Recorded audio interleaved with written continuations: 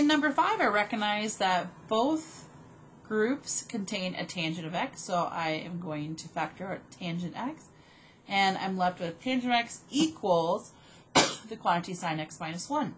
So what does this tell me? It tells me either the left side quantity or the right side quantity has to equal 0. So I set each one equal to 0, and I solve. Where is the only location that tangent is equal to 0? Let's look. Tangent is equal to 0 at 1 pi and at 0 pi, or 0. So here's 0 pi and 1 pi. Then I move the 1 to the opposite side and ask myself, where is the sine equal to 1? And that is at 11 pi over 2. Let's take a look at number. Not a lot of work, but a little more confusing for this problem. So let's look at the original equation.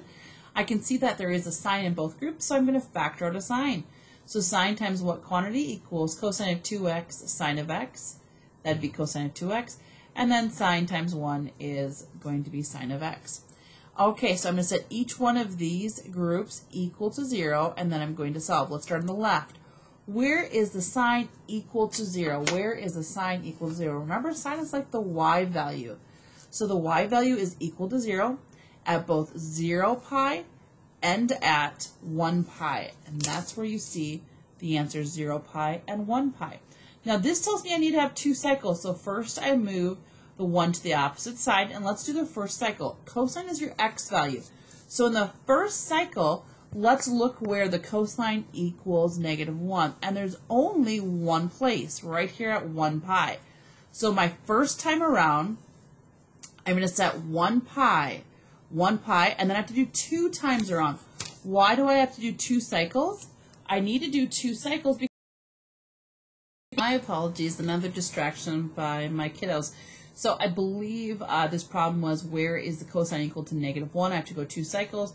So the first cycle is only one place at 1 pi, and the second place cycle would be, again, it would end over here. So it's going to be at 1 pi, there's 2 pi, and at 3 pi. So I'm going to take 1 pi and 3 pi, and I'm going to set them equal to 2x.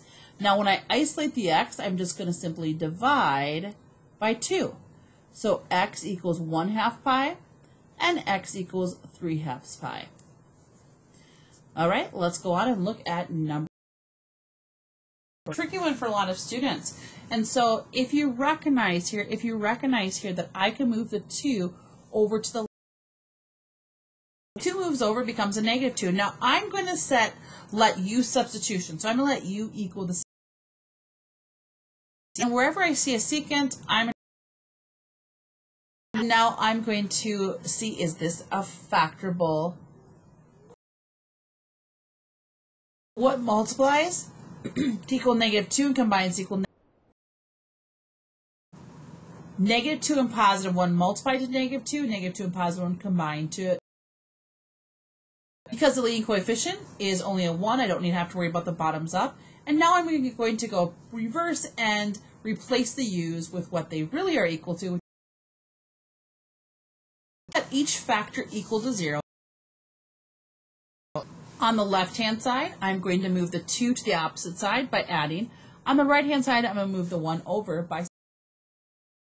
So I recognize that the reciprocal of secant cannot start with an s, so it is cosine.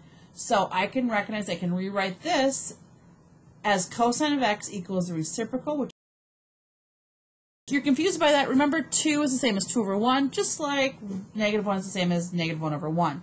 This is also going to be, secant changes, to cosine of x, and when I flip this around, I still get -1 over 1, or 1 over -1, which is -1. All right, let's look at the unit circle now.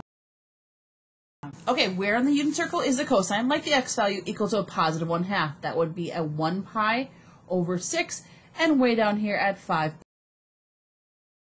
Now let's go over to the right-hand side. Where is the cosine equal to -1? Cosine is only equal to -1 here at 180 degrees, which is equivalent to pi. Our last one. My little ones are around me and they're promising to be quiet. Let's see if they can.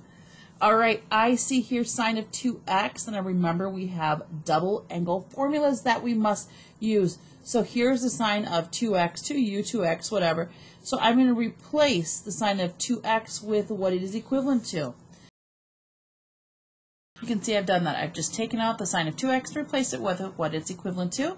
Now placing in the sine of x equals 0. Now, in the front and the back, they both contain an x. I set an x, and what I'm thinking is sine x, sorry. So 2 times the cosine of x minus 1 equals 0. And Ulysses and I had a good conversation about this, and he said, can you just take the middle and pull it out? You can. Because with multiplication, again, the order you multiply does not matter. So when you factor out x, you ask yourself, sine of x times what quantity equals 2 sine of cosine? And so sine times 2 cosine is the same thing as what we have up above. Sine times negative 1 is right here. Okay, let's take both of these quantities and set them equal to 0. On the right-hand side, I want to ask myself, where is the sine equal to 0? Sine is like your y value, and 0 is both at 0 pi, and it's located at 1 pi. Now over here, I'm going to add 1 to the opposite side, and then I'm going to divide by 2. Now let's ask ourselves, where's the cosine equal to a positive 1/2? Cosine is your x value. So cosine is equal to positive 1/2 at 1 pi over 3, and also at 5 pi over 3.